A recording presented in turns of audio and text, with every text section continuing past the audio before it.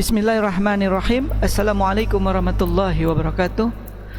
Anak-anakku yang dirahmati Allah Subhanahu wa taala, selamat berjumpa. Selamat datang di SMP Negeri 1 Tebing. Sampai ketemu dengan saya, yaitu Bapak Ari Utami Neliano.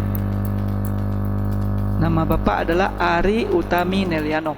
Bapak guru di SMP 1 Tebing yang dipercayakan untuk mengajar bidang IPA dan PPKN serta matematika. Jadi kalian bisa berkonsultasi dengan Bapak tentang IPA, PPKN, matematika, bahkan tentang komputer. Insya Allah Bapak siap bantu. Baik anak-anak Bapak yang dirahmati Allah Subhanahu wa taala. Pada hari ini Bapak dipercayakan untuk memberikan transfer ilmu buat kalian tentang materi cara belajar efektif. Bagaimana sifat kita dan sikap kita supaya kita bisa belajar secara efektif, dan kita harus kenal bagaimana tata cara kita belajar. Karena kalian sebentar lagi akan menghadapi masa penuntutan ilmu di SMP 1 Tebing dengan metode daring atau metode tatap muka, tidak lain adalah untuk belajar bersama. Baik anak-anakku, belajar yang efektif adalah suatu proses belajar mengajar yang berhasil guna, dan proses pembelajaran itu mampu memberikan pemahaman, kecerdasan, ketekunan, kesempatan dan mutu atau kualitas yang lebih baik, serta dapat memberikan perubahan perilaku dan dapat diaplikasikan atau diterapkan dalam kehidupan sehari-hari, sehingga hasil dari pembelajaran itu akan dapat menghasilkan sumber daya manusia yang unggul. Tidak lain, kalian dianjurkan untuk menuntut ilmu. Makanya kita sebagai manusia, makhluk sosial ini harus memiliki ilmu di dalam jalan kita untuk kehidupan kita. Dan anak-anak Abi, mohon maaf anak-anak Bapak sekalian, perbanyaklah baca buku, belajar, baca dan terus membaca atau berliterasi. Karena itu dapat meningkatkan dan pemahaman dan penambahan penyerapan ilmu untuk diri kita. Karena apa? Karena tidak lain Allah Subhanahu wa taala telah menurunkan Al-Qur'anul Karim, dan surah yang pertama yang diturunkan Allah adalah Iqra. Artinya bacalah. Apa perintahnya? Tuhan yang Maha Mulia, Allah Subhanahu wa taala memberikan kepada umat manusia bahwa yang pertama sekali yang harus dimiliki oleh umat manusia untuk jalan sebagai khalifah atau pemimpin di atas muka bumi ini, tidak lain dia harus memiliki ilmu. Untuk itu kalian diamanahkan belajar di SMP 1 Tebing, tidak lain untuk mendapatkan ilmu agar kelak kalian menjadi orang-orang yang sukses, yang berguna, menjadi pemimpin dan bisa mengatur rumah tangga, keluarga, dan mengatur perusahaan dan lain sebagainya. Anak-anakku, untuk itu diharapkan untuk mencapai belajar yang efektif, tentu saja dalam proses belajar harus dilakukan dengan baik dan benar. Berikut ini adalah tip-tip belajar yang baik dan benar. Anak-anakku, sebelum belajar harus kita tanamkan niat yang kuat bahwa belajar kita ini tidak lain untuk mendekatkan diri kita kepada Allah. Kelak mudah-mudahan Allah Subhanahu wa taala memberikan kita ilmu yang berkah sehingga kita bisa jalan di atas muka bumi ini dengan selamat. Anak-anakku yang dirahmati Allah Subhanahu wa taala, tidak lupa Bapak sampaikan selawat dan salam kepada junjungan Nabi besar kita Muhammad sallallahu alaihi wasallam dengan lafaz Allahumma salli wa sallim ala nabiyyina Muhammad. Baik anak-anakku, berikut ini adalah tips belajar yang baik dan benar. Menurut referensi yang Bapak dapatkan dari pendidikan, bahwa tips yang pertama yaitu belajar yang benar, yang baik, sebaiknya belajar secara berkelompok. Hal ini tidak lain dapat menjadikan kita saling tukar pikiran. Belajar berkelompok sangat penting karena kita adalah makhluk sosial, yaitu makhluk yang berkelompok. Kita tidak akan mampu hidup sendiri, percayalah itu. Yang kedua, rajin membuat catatan intisari pelajaran. Bapak sejak dari SMP sampai saat ini selalu membawa buku kecil. Mana buku kecil Bapak di sini ya, di saku. Setiap ada ilmu yang bermanfaat Bapak catat dan Bapak pahami. Itu salah satu contoh kita menyiapkan rajin membuat catatan intisari pelajaran. Ini dia. Bukan hanya pelajaran sekolah, dalam kehidupan sehari-hari juga perlu. Kadang-kadang ada tips yang disampaikan oleh guru kita, tips atau hal-hal yang mustahak atau penting yang disampaikan oleh orang-orang dekat kita, perlu kita catat sebagai pelajaran buat kita. Dan yang ketiga, membuat perencanaan yang baik. Apa itu cara membuat perencanaan yang baik? Perencanaan yang baik, kalian harus membuat planning namanya, rencana. Jam berapa kalian harus belajar, sampai jam berapa bantu orang tua dan lain sebagainya. Karena membuat perencanaan yang baik ini, insya-Allah hidup kita akan lebih terarah. Buatlah jadwal pelajaran yang baik, karena jadwal pelajaran yang baik menyebabkan kita bisa yang mendapat poin 4, yaitu disiplin dalam belajar. Ingat, disiplin dalam belajar. Kalau kita ingin membuat jadwal yang baik, kita harus membuat jadwal benar, maka harus dijalankan dengan baik. Ini yang disebut dengan disiplin. Apa yang kita tetapkan, kita lakukan. Jangan apa yang kita tetapkan kita langgar. Berarti kita tidak berkomitmen dan tidak mempunyai kekuatan yang kuat untuk menjalankan apa yang telah kita tetapkan. Maka planning itu perencanaan, disiplin itu adalah penetapan kita dan kita lakukan dengan benar. Ini disiplin. Seperti kita disiplin, apalagi yang muslim anak-anakku, kita pasti disiplin. Kenapa? Karena apabila dikumandangkan azan, Allahu Akbar, pasti seorang muslim itu meninggalkan seluruh pekerjaannya, disambutnya seruan Allah Subhanahu wa taala untuk mendirikan solat. Ini bukti salah satu pembelajaran yang disiplin di dalam agama kita. Begitu juga dengan agama-agama lain, mereka mempunyai pembelajaran yang disiplin yang sangat berharga. Baik anak-anakku, terutama kebetulan bapak beragama Islam, seorang muslim pasti disiplin insyaAllah. Kenapa? Karena dia mendirikan solat. Jadi seorang muslim pasti mendirikan solat. Kalau dia tidak mendirikan solat, kenapa Pak? Karena dia belum tahu mungkin, karena dia belum pandai, karena dia belum mendapatkan ilmu. Maka perlu kita belajar dan mencari ilmu. Tips yang kelima, menjadi aktif bertanya dan ditanya. Apabila kita sudah menerapkan jadwal, disiplin, menjadi aktif bertanya dan ditanya, artinya kita bisa bertanya kepada guru kita banyak yang tidak kita mengerti. Kita tanya kepada orang tua kita, saudara kita, teman kita yang lebih bisa dan lain sebagainya. Karena kalau kita banyak bertanya, insya-Allah Allah memberikan terbukanya ilmu. Apabila kita mempelajari sesuatu hanya diam saja, yang tidak tahu kita bawa diam saja, maka kita tidak akan paham ilmu itu. Maka anak-anakku, untuk mencapai pembelajaran yang efektif, menjadi aktif bertanya dan ditanya.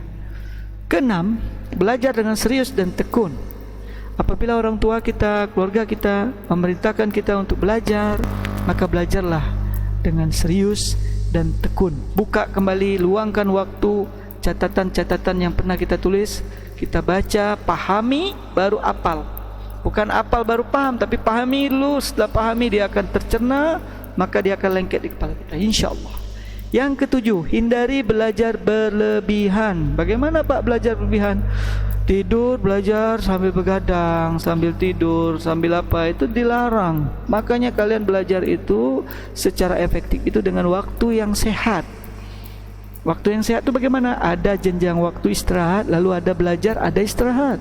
Kalau belajar terus tanpa istirahat, nanti kesehatan kita bisa terganggu, imun tubuh kita bisa turun, khawatir kena virus corona. Wallahu a'lam, mudah-mudahan kita bisa menjadi orang-orang yang sehat dan terhindar dari itu. Makanya perlu waktu, disiplin. Makanya perlu ketekunan dan serius. Makanya hindari belajar yang berlebihan. Tip yang ke-8, jujur dalam mengerjakan ulangan ujian. Ini yang paling penting. Jika kejujuran ini kita tidak lakukan, berarti kita dusta. Kalau kita dusta dalam menuntut ilmu, kemudian hari kita akan menjadi orang-orang pendusta. Misalkan kalian belajar umpamanya ilmu biologi, ulangannya kalian dusta, melihat contekan, cita-cita ingin jadi dokter. Nanti di kemudian hari kalian akan menjadi dokter dusta. Apa menjadi dokter dusta? Karena ilmu didapat dengan dusta, hasil contekan, hasil bayaran, hasil sogokan. Di kemudian hari nanti kalian akan menjadi dokter-dokter pendusta. Orang sakit perut kalian kasih obat sakit mata, orang sakit mata kalian kasih obat sakit perut. Akhirnya pasien pun banyak meninggal. Ini yang berbahaya anak-anakku. Untuk itu tanamkan kejujuran. Kejujuran dalam belajar menguatkan hati kita dan niat kita untuk menjadi orang sukses di kemudian hari. Paham? Yang ke-9, jadilah seorang pemimpin. Latihanlah dengan rasa tanggung jawab. Kita yang memimpin diri kita untuk belajar, maka kita atur semua jadwalnya. Lalu kita berani menerima tanya jawab. Kita bisa bertanya mana kita tidak mengerti, dan kita bisa diuji ya, dengan teman kita saling menguji untuk belajar agar kita bisa paham ilmu yang kita pelajari. Jadilah seorang pemimpin. Latihanlah rasa tanggung jawab. Tanggung jawab sangat penting. Yang 10, mendengarkan penjelasan guru dengan baik. Apabila guru kalian menyampaikan sesuatu di sekolah, maka kerjakanlah dengan cermat, tatap, pasang semua, konsentrasi dengan serius agar kita paham apa yang disampaikan. Apabila ditanya, jawablah. Apabila diberi untuk pertanyaan, maka jawablah. Apabila diberi luang waktu untuk kita bertanya, maka tanyalah. Jangan pernah ketika guru kalian menyampaikan sesuatu, kalian putuskan hal itu sehingga kalian memotong pembicaraan. Jangan pernah itu. Biarkan guru kalian sampaikan semua materinya. Kalau dia bertanya ada yang tidak mengerti, maka tunjuk tangan dan jawablah, saya tidak mengerti hal ini, maka jawab dengan benar. Ke-12 triknya adalah kerjakan pekerjaan rumah dengan benar. Hindari menggunakan handphone, hindari menggunakan hal-hal yang tidak bermanfaat. Kerjakan pelajaran di buku, pelajaran yang dititipkan dari sekolah untuk kita belajar dengan maksimal. Apabila daring, baru kita gunakan handphone dengan secara maksimal, bukan dengan bermain game. Hindari main game, nonton film-film yang tidak bermanfaat. Ambillah tip-tip dan trik-trik pembelajaran yang berharga anak-anakku dari aplikasi guru-guru. Yang 13, selalu mengulang pelajaran yang sudah diajarkan. Kalau kita mengulang pelajaran yang sudah diajarkan, maka pemikiran kita akan diasah dan akan masuk dan akan dapat dicerna dan kita akan paham. Yang ke-14, cukup istirahat dan makan dan bermain. Makanya perlu tadi diatur waktu belajar agar istirahat cukup, makan cukup, waktunya tepat, dan kita bisa hidup secara teratur. Jangan berlebihan. Jadi istirahatnya harus cukup, makan cukup, bermain pun cukup. Ada saatnya kita bermain, ada saatnya kita belajar, ada saatnya kita makan. Bapak menyarankan hindari makan-makan sambil belajar. Kenapa? Karena nggak terasa yang kita makan apa, sehingga badan bisa gemuk nanti. Ya anak-anakku ya. Artinya konsentrasi dan tekun dalam belajar. Yang ke-15, banyak berlatih pelajaran yang kurang disukai. Kalau kita kurang sesuatu mata pelajaran, maka kita harus banyak berlatih. Kita gak suka dengan matematika, kita tanamkan hati kita bagaimana cara kita bisa suka dengan matematika tersebut. Kita bertanya kepada guru kita bisa curhat dengan orang tua kita, bagaimana Pak cara-caranya supaya saya senang belajar matematika.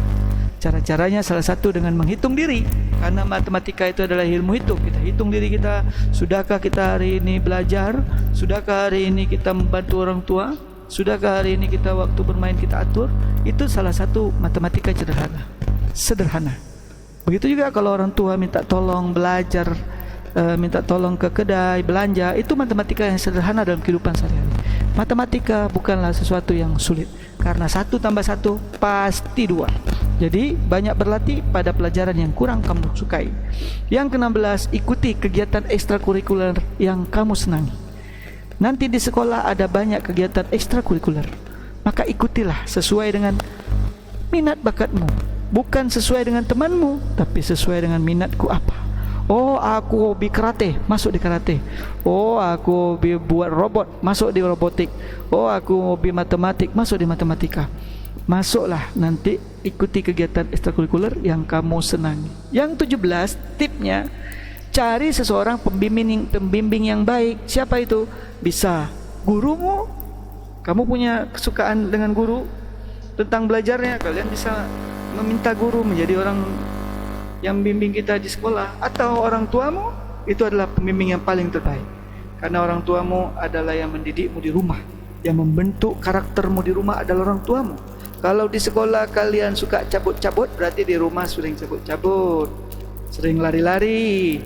Kalau pergi keluar tak minta izin dengan orang tua. Makanya dari sekarang berlatihlah, belajarlah dari orang tuamu hal-hal yang positif dan yang baik, karena orang tuamu adalah guru yang terbaik dari bapak.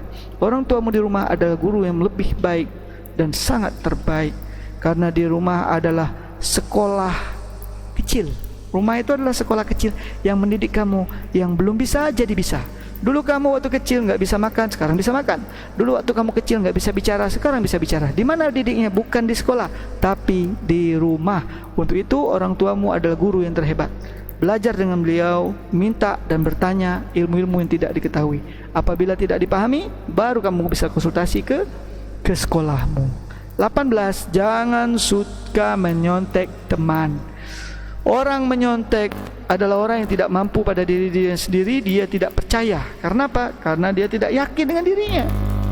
Salah karena berbuat sesuatu itu jauh lebih baik daripada kita tidak pernah berbuat sesuatu takut salah.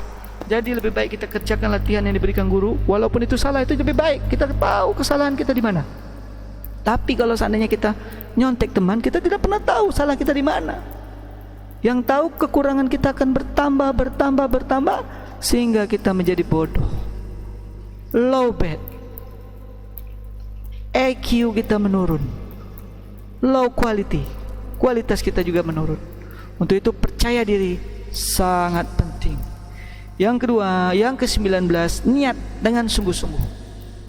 Jadi kalau belajar harus pasang niat yang sungguh-sungguh. Ya Allah, aku belajar ini untuk meningkatkan prestasi, untuk dekat kepadamu ya Rabb, untuk tahu hidup ini bagaimana. Aku belajar ini ingin jadi dokter yang beriman. Aku ya belajar ini ingin jadi tentara yang beriman. Kenapa perlu beriman? Karena niat itu untuk iman kita. Innamal a'malun binniyat. Niat itu tergantung hati kita. Kalau hati kita niatnya belajar ini untuk ridho Allah, insyaallah setiap pelajaran kita mendapat pahala. Ya, ingat anak-anakku, tanamkan niatku, ya Allah, aku niat belajar datang ke sini untuk mencari ridhomu agar aku menjadi dokter nanti yang jujur. Oh ya Allah, aku datang ke sekolah ini dengan ridhomu agar aku nanti menjadi tentara yang jujur. Pasang niat yang kuat. Kalau niat kita enggak sungguh-sungguh, maka enggak akan pernah berhasil kita dalam belajar. Niat adalah motivasi diri untuk kita lebih maju.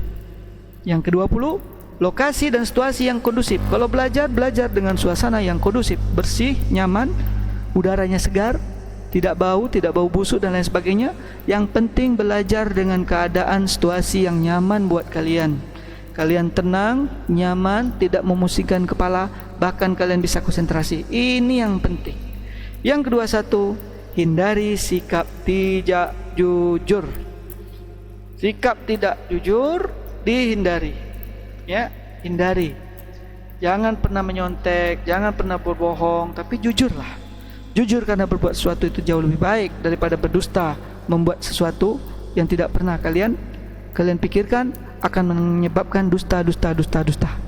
Jadi dusta itu salah satu perbuatan dajjal. Dajjal itu artinya pendusta. Maka untuk itu jujurlah. Yang kedua, yang itu metode imitasi. Proses belajar bisa berjalan dengan sempurna melalui metode imitasi. Imitasi ini bukan berarti mencontek, tapi artinya niru. Metode ini direalisasikan ketika seorang meniru orang lain atau gurunya. Macam mana cara gurunya memberikan materi, dia bisa. Metode ini sering digunakan anak kecil untuk melafaz kata-kata bahasa dari orang tuanya. Jadi begitu juga ia meniru berbagai perilaku, etika dan tradisi. Jadi metode imitasi ini ambil yang baik. Jangan guru kalian mengajar seperti ini, kalian tiru pula yang jeleknya. Tidak, ambil yang baiknya. Yang ke-23, trial and error. Manusia juga belajar dengan eksperimen pribadi. Trial ini coba, error itu kesalahan. Jadi kita coba, walaupun salah kita akan tahu, oh di sini aku salah, jangan coba lagi. Jadi belajar itu harus dipraktekkan. Itu kata Bapak tadi, lakukan hal yang benar. Buatlah sesuatu, try lah sesuatu. Sesuatu yang kita lakukan dengan benar dari hati kita, itu jauh lebih baik daripada kita tak mau berbuat sesuatu takut salah. Itu ya anak-anakku. Yang ke-24, conditioning. Manusia bisa belajar dengan pengkondisian, yaitu dengan pengkondisian ada hal-hal yang menyebabkan kita bisa termotivasi. Misalkan belajar ada di bawah pohon, ya, memberikan respon, ya. Setelah itu pengulangan beberapa belajar, ya, kita akan menjumpai stimulus bisa memberikan respon dengan sendirinya. Artinya suasana belajar kita itu kondisinya baik, ya. Contoh klasik yang dilakukan psikolog Rusia, ya. Kata orang belajar dengan musik. Sebenarnya kalau menurut Bapak, janganlah belajar dengan musik, tapi belajarlah dengan suara alam. Bagaimana suara alam? Oh, di sini suara air. Belajar dengan suara alam. Karena belajar dari suara alam mengingatkan kita kekuatan-kekuatan, memberi stimulus pada pemikiran kita agar kita menyatu dengan alam sehingga kita bisa mendapatkan ilmu-ilmu yang bermanfaat. Belajar saat hari hujan, suara hujan ya, belajar di sungai, suara sungai, atau belajar saat burung berkicau, kita belajar saat mendengar burung berkicau. Ini luar biasa anak-anakku ya.